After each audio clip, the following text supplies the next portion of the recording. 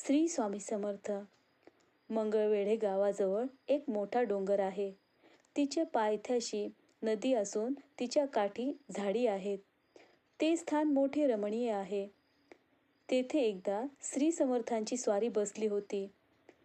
तोच नदीच्या पलीकडून दोन दिव्य पुरुष श्री महाराजांप्रमाणे दिसणारे स्वामी महाराजांपाशी आले.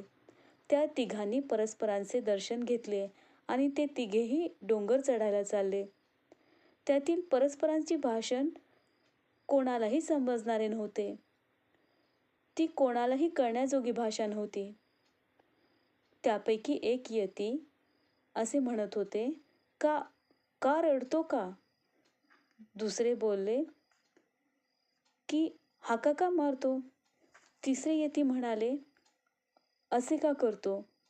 याप्रमाणे ते बडबड करून ते डोंगरावर चढून गेले आणि काही वेळाने श्री महाराज एकटेच परत आले.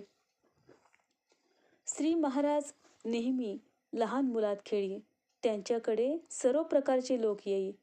गरीब, श्रीमंत, राजा, रंक, साधक, मुमुक्षू त्यांनी प्रत्येकाला ज्याच्या पात्रतेनुसार अनुभव दिला. त्यांच्यावर कृपा केली.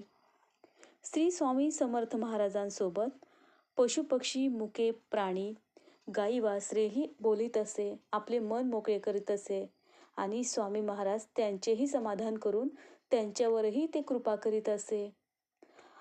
स्वारी आनंदात असली की दगडालाही कुरवाळीत असे आणि म्हणत असे, तुला काय हवे आहे? तुला काय देऊ? संपूर्ण विश्वाला ऐश्वर्य देणारा हा ब्रह्मांड नायक स्वतः मात्र एक लंगोटीशिवाय राहिले नाही. ते एक लंगोटी घालून स्वच्छंद लीला करीत असे. श्री स्वामी समर्थ.